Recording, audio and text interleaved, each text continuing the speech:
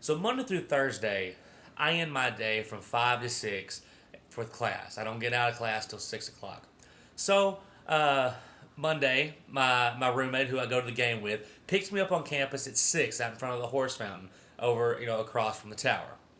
Now everyone's been telling us, look guys, you'll need to leave a little earlier. I know the game starts at 8:30, and San Antonio's not too far from Austin, but the traffic's going to be horrible, and you guys are going to get stuck in traffic. You may not even get there on time. You may miss the first quarter. Well, I couldn't miss the class, and he had something to do as well. So we left at 6. But something weird happened.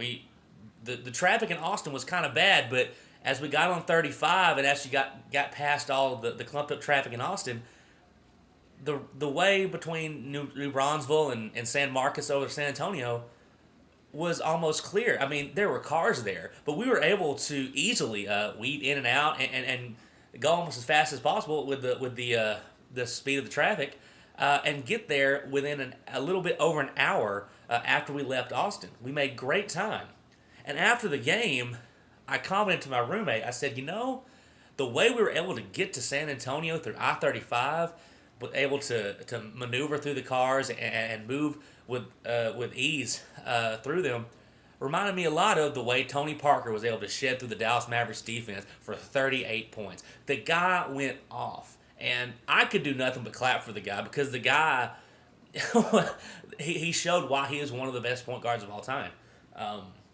So yeah, as you know, all know, me and my roommate went to the game Monday night and watched the Mavericks get completely owned, destroyed, mutilated, whatever. I mean, if we had made a couple more no, we got destroyed. And I enjoyed being there. I love going on the road, watching road games, being the bad guy at stuff. I wasn't too disrespectful, actually, not at all. The Spurs fans were really cool there until it was over. Like, everyone was just cheering for the team. Once it was over, then it was everyone just found all the Dallas Mavericks fans and started ripping them. At one point, someone was yelling, Dallas sucks, Dallas sucks. So I turned to him and I said, hey, do you like the Dallas Cowboys? And he was like, yeah. I said, well, there you go. And he didn't say anything after that. So Spurs fans, terminology needs to be, Mavericks suck. That would make more sense because you're all Cowboys fans. So and you sound like Philadelphia Eagles fans and Washington Redskins and New York Giants fans. So lay off with that. Talking about the game, there's nothing good with Dallas. Nowitzki was horrible. I think he had 11 points in the first half. He was taking stupid shots that weren't falling at all. None of our shots were really falling, but that's really a credit to the Spurs' impenetrable defense. They were forcing us. We would come off screens. There would always be a guy to meet us. We would have to dribble. The only lane they would give us would be underneath the basket. They wouldn't let us get in front of it. We had to kick out to the outside. Terry wasn't making them. J.J. Barea wasn't on.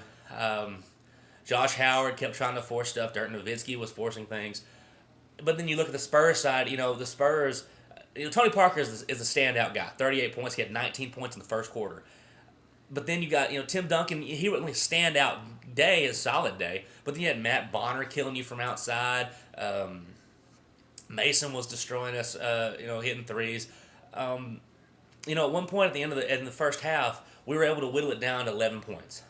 Terry was able to draw a foul, made 2 or 3. And so going in, it was manageable. Like, as bad as we had played, it was still manageable going into the third quarter. And then, we got a couple of stops on defense, but in return, they got the stops too. And then they started scoring. We couldn't match it. The crowd was going crazy. I was sitting there just mad. It was like me, my buddy, and there's actually 4 of the Mavericks fans that we didn't know who sat beside us, and we just kind of just took it. That's all you could do. I mean, the thing is, when the Spurs fans were yelling we suck, and what are you going to do? Like, they completely owned us. But we did get the split that we wanted to. We got one game in San Antonio. I think some of the reason that we got completely destroyed is I think we came out, one, they won it more than we did. That's obvious. And I think what contributes to that, and I think a lot of series has this, when the road team takes, who is a lower seed, takes one of those road games, the next road game, one, it's desperation mode for the other team, but also it's almost like, mission accomplished. We've got the game we wanted, so we'll go back to Dallas and take care of it. and that's nothing new. The Mavericks aren't there's no different deal going there. But now when we go to Dallas, and I do expect us to play well in Dallas, but the Spurs are a good enough team to win there too. It's the Spurs are not a bad team. The Spurs are the 3 seed for a reason. They may be old, decrepit, or whatever you want to call them. They're experienced. They know what they're doing. So we have to win in Dallas on Thursday. That's a must. Got to protect home court, because if it goes back to San Antonio, those fans are crazy. I've been to Dallas for a playoff game, and I've been to San Antonio for a playoff game. They're both insane, and it's very difficult to win in those buildings. Had a great time. Most of the Spurs fans are cool. After the game, of course, you get the yang and stuff, but that's fine. That's, I do that. They're in Dallas and we won. So Spurs, congratulations. Game tied 1-1. We got the split, but the game 2, and I'm with Stam, where I did not think we were gonna win, but in my heart I was like, man, I hope we can do it, and I went to the game. But it didn't happen, and even if we had lost as a close game, I'd be okay. But we got beaten by 20 plus, and that does hit on the psyche. And I will say, Eric Dampier, keep your mouth shut. I just heard that Eric Dampier talking about Tony Parker, how he shredded our defense, saying that in the next game on Thursday, that he is going to put Tony Parker on his back, saying he's going to give him a hard foul, let him know you can't do that. Me personally, if you know me personally, playing basketball and stuff like that, I'm a very aggressive player. I do some hard fouls. Let the small guys who like to drive in, kind of give them a little more oomph on your foul to let them know that you're there and it's not going to happen all night. I have no problem with that happening. What I have a problem with, Dampier, is that you went and said it to the media. Thus, the referees saw it, the league saw it, the Spurs saw it. So what's going to happen Thursday? You're going to foul Tony Parker. I'm going to go prediction. Dampier's going to foul Tony Parker, and it may not even be flagrant. It may be a simple foul, and he's going to get teed up. But for being stupid and saying that out in the public, all right, that's fine to have that mindset, have that aggressive mindset. To let him know you may put him on the back one time, but don't say it out loud. You're just going to penalize the team and going to put us in a bind when we need a win in Dallas. So, Damp, shut up and just play basketball. All right, guys, Dallas Mavericks, San Antonio Spurs. Tied 1 apiece.